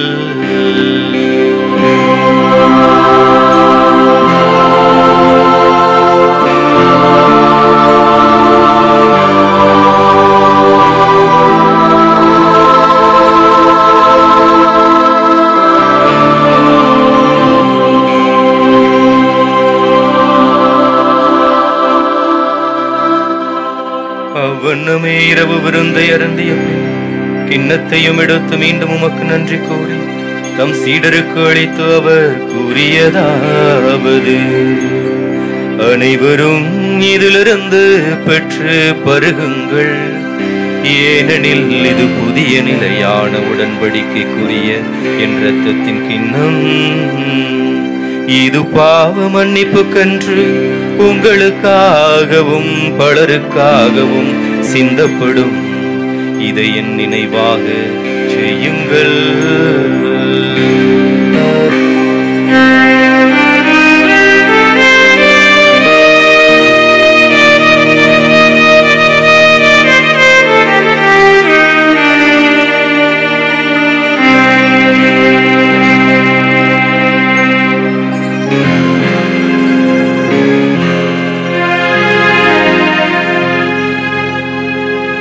நம்பிக்கையின் மறைபொருள்.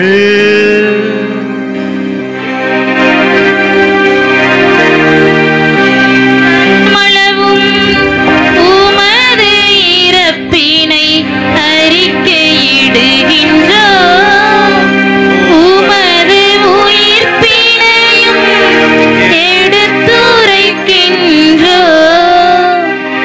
ஆகவே ஆண்டவரே, நாங்கள் கிறிஸ்துவின் இறப்பினையும் உயிர்ப்பினையும் நினைவு கூர்ந்து வாழ்வதரும் அப்பத்தையும் மீட்பளிக்கும் கிண்ணத்தையும் உமக்கு ஒப்புக் கொடுக்கின்றோம். உம் திருமுன் நின்று உமக்கு ஊழியம் புரிய தகுந்தவர்கள் என்னை எங்களை ஏற்றுக்கொண்டீர். எனவே உமக்கு நன்றி செலுத்துகின்றோம். மேலும் கிறிஸ்துவின் உடலிலும் இரத்தத்திலும் பங்கு கொள்ளும் எங்களை தூய ஆவியார் ஒன்று சேர்க்க வேண்டுமென உம்மை தாழ்மையுடன் மன்றாடுகின்றோம். ஆண்டவரே, உலகெங்கும் பரவி இருக்கும் உமது திரு அவையை நினைவு கூர்ந்தருளும். எங்கள் திருத்தந்தை பிரான்சிஸ், எங்கள் ஆயர் ஆனந்தம், எல்லா திருநிலையினர் ஆகிய அனைவரோடும் உமது திரு அவை அன்பில் நிறைவு பெற செய்தருளும். சற்று நேரம் கண்களை மூடி ஆண்டவருடைய பிரசன்னத்தை உணர்ந்து, நாம் நம்புகின்ற இறைவன் மிகப்பெரிய இரக்கம் மிக்கவர். அவரை பிரதிபலிப்பதற்காகவும் அவரை கொடுப்பதற்காகவும் நற்பண்புகளின் பண்பட்ட மனதை நம்முடைய வாழ்வில் அணிகலனாக நாம் கொண்டிருக்கவும் இறைவன் நம்மை பெயர் சொல்லி அழைத்திருக்கிறார். உண்மையான சமய பணி, சமய வாழ்வு, மாசற்ற இதயம். அந்த மாசற்ற இதயத்தில் ஏழை எளியவர்களை, நலிவுற்றவர்களை, அநாதைகளை, குறிப்பாக கைம்பெண்களை ஆதரிப்பது, நலிந்தவனை நல்வாக்கால் தேற்றும்படி கற்றோனின் நாவை எனக்கு தாரோம் என்று சொல்லி எசையா புத்தகத்திலே வாசிப்பதைப் போல நலிவுற்ற நிலையில் இருக்கக்கூடிய இந்த கைம்பெண்கள் மீது நாம் எந்த அளவுக்கு கரிசனை காட்டுகிறோம்? அவருடைய வாழ்வில் ஏற்றத்தையும் உயர்வையும் நல் மதிப்பையும் நாம் அவர்களுக்கு கொடுக்கிறோமா? அல்லது இழிவாக, ஏளனமாக, அவலமாக, சாபக்கேடாக நாம் நினைக்கிறோமா?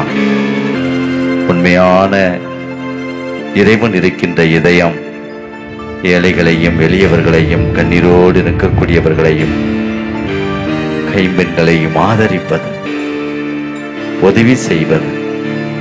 அந்த இதயத்தில் இறைவன் என்னாலும் ஆசீர்வாதங்களை பெருகச் செய்கிறார். ஒப்பு கொடுத்து இந்த வாழ்விலே நாம் வேரூன்றி நிற்போமே என்று சொன்னார். ஆண்டவருக்கு நாம் நன்றி செலுத்துவோம். ஆண்டவருக்கு நாம் நன்றி செலுத்துவோம். ஆண்டவரே, ஏழை எளியவர்களை நேசிக்கக்கூடிய இதயத்தை எனக்கு கொடுத்திருக்கிறாய். ஏழைகளுக்கு உதவி செய்யக்கூடிய அந்த மனப்பக்குவத்தை எனக்கு கொடுத்திருக்கிறாய். யாரையும் இழிவாக, யாரையும் நான் அசிங்கமாக எந்த ஒரு கெட்ட வார்த்தையும் போட்டு பேசாமல் நல்ல வார்த்தைகளால் அவர்களை நம்பிக்கை ஊட்டி வருகிறேனே, நன்றி செலுத்துகிறேன் என்று சொல்லி ஒப்புக் கொடுப்போம். ஆண்டவரிடத்திலே நாம் ஜெபிப்போம். இறை வார்த்தையின்படி, இறை வார்த்தை கேட்கிறவர்களாக நீங்கள் இருக்காதீங்க, இறை வார்த்தையின்படி செயல்படக்கூடிய பிள்ளைகளாக இருங்கள் என்று சொல்லி நம்முடைய பாதுகாவலர் இப்படி சந்தியாப்பது நாளிலே அழைத்து விடுக்கிறார். ஒப்பு கொடுப்போம், மன்றாடுவோம். ஆண்டவரிடத்திலே நாம் ஜெபிப்போம். ஆண்டவரே, ஆற்றல் மிக்க இறைவனே, நீரே எங்களை தேற்றுபவர், நீரே எங்களை வழிநடத்துபவர். எங்களை ஆஸ்வதியும். என்னாலும் உம்மை நாங்கள் பிறருக்கு வழங்கக்கூடிய சக்திகளாக எங்களை மாற்றும் என்பான். ஆண்டவரே, ஆற்றல் மிக்கவரை இந்த நாளிலே திருப்பலி கருத்துக்களை வழங்கி ஜெபிக்கிற, மன்றாடுகிற ஒவ்வொரு குடும்பத்தினரை கனிவோடு கண்ணோக்கும் ஆஸ்வதியும். அவருடைய தேவைகள், வேண்டுகள் எல்லாவற்றையும் சந்தியாப்பர் வழியாக நிறைவேற்றி கொடுப்பீராக. இந்த நம்மநாள் திருப்பலியை சிறப்பிக்கின்ற நங்கூரம் கைம்பெண்கள் இயக்கத்தினை ஆஸ்வதித்து, ஆண்டவரே, தீவிலே புதிதாக உருவாக்கப்பட்டுள்ள அந்த இயக்கம் மென்மேலும் ஆஸ்வாதத்தின் பாதையில் பயணித்து தங்களுடைய கஷ்டங்களிலிருந்து விடுதலை பெற்று, துன்பங்களிலிருந்து விடுதலை பெற்று, சமூக பொருளாதார ஆன்மீக வாழ்வில் கைம்பெண்கள் என்னாலும் ஏற்றம் பெற்று உயர்ந்து நிற்க நீ தயபுரிவீராக, ஆஸ்வதிப்பீராக. அவர்களுக்கு வேண்டிய அனைத்து நலன்களையும் பொழிந்து அவர்களுடைய பிள்ளைகளையும் ஆஸ்வதித்து வழிநடத்துவீராக. உயிர்த்தலும் எதிர்நோக்கிலிருந்து விழும் எங்கள் சகோதர சகோதரர் இறந்தோர் அனைவரையும் இரக்கத்தோடு நினைவு கூர்ந்து, குறிப்பாக அந்த கைம்பெண்களுடைய கணவர்கள் எல்லாவரையும் நீரே நினைவு கூர்ந்து அவர்கள் செய்த தவறுகள், குற்றங்குறைகள், பாவங்கள், பலவீனங்கள் எல்லாவற்றையும் மன்னித்து சந்தியாப்புடைய பரிந்துரைக்க நாங்கள் அவர்களுக்கு விண்ணக மைமினை நீ வழங்குவீராக. தந்தையே, எங்கள் அனைவர் மீது நீ தயவாய் இரக்கமாயிரும். கடவுளை கன்னித்தாயான மாட்சிமிக்க மரியாள், அவருடைய கணவரான பின்ன யோசேப்பு, பின்ன திருத்துவர்கள், இவ்வுலகில் மொக்குவந்து வாழ்ந்த பின்னர்கள் அனைவருடனும் நாங்கள் நிலைவாழ்வில் பங்கும் தகுதி பெற்றோம் திருமான் இயேசு கிறிஸ்து வழியாக உம்மை புகழ்ந்தேத்தும் மரமரல உம்மை மன்றாடுகின்றோம். ஆமென்.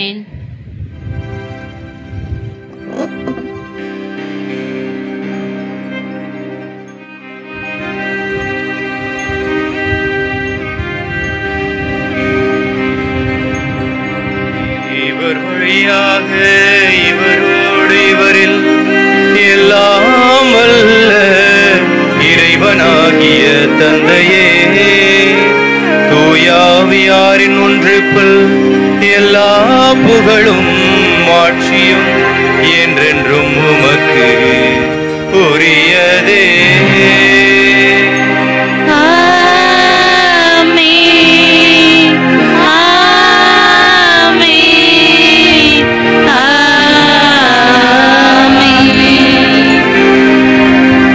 மீட்பரின் கட்டளையால் கற்பிக்கப்பட்டு இறை படிப்பினையால் பயிற்சி பெற்ற நாம் அனைவரும் துணிந்து பாடுவோம்.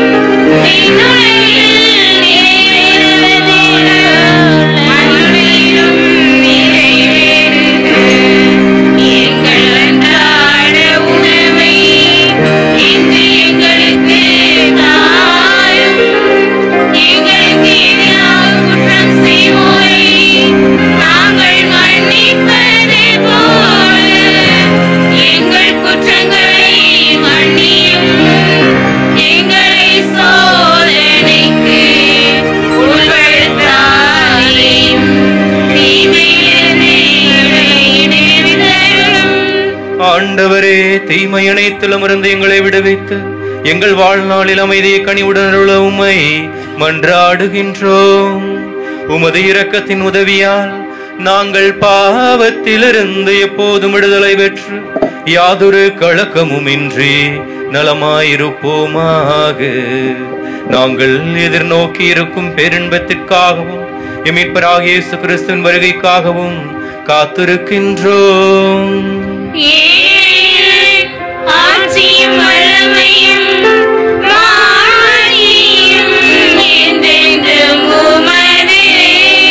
ஆண்டவரே இயேசு கிறிஸ்துவே, அமைதியை உங்களுக்கு விட்டு செல்கிறேன், என் அமைதியை உங்களுக்கு அளிக்கிறேன் என்று உம் திருத்தூதர்களுக்கு மொழிந்தீரே.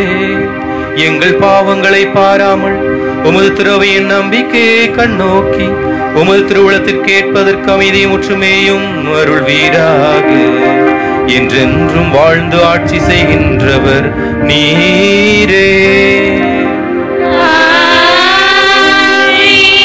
ஆண்டவருடைய அமைதி உங்களோடு என்றும் இருப்பதாக.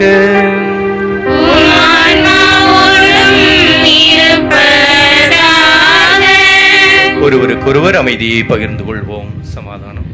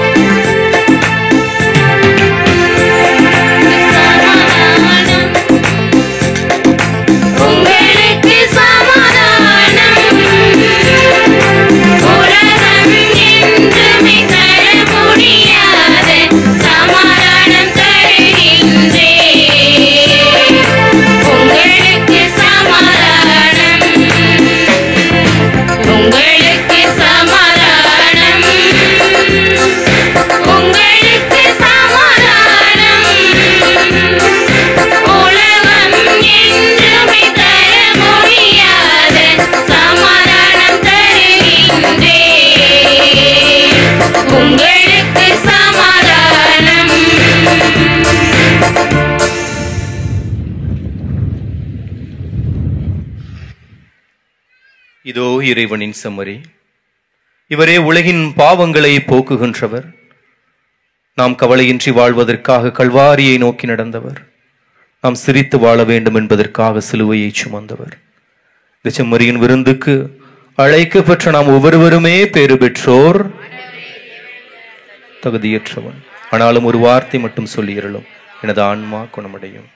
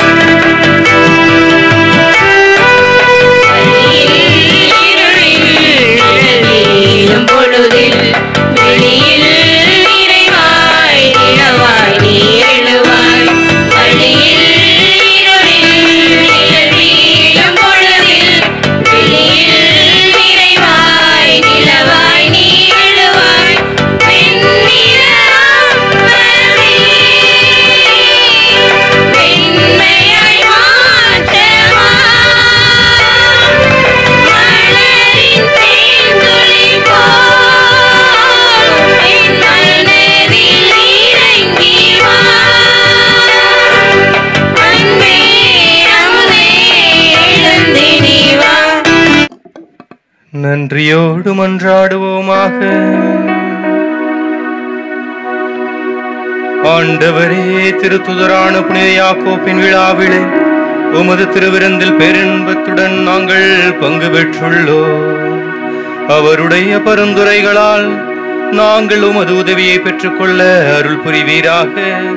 எங்கள் ஆண்டவராகிய கிறிஸ்து வழியாக உம்மை மன்றாடுகின்றோம். ஆண்டவர் உங்களோடு இருப்பாராக.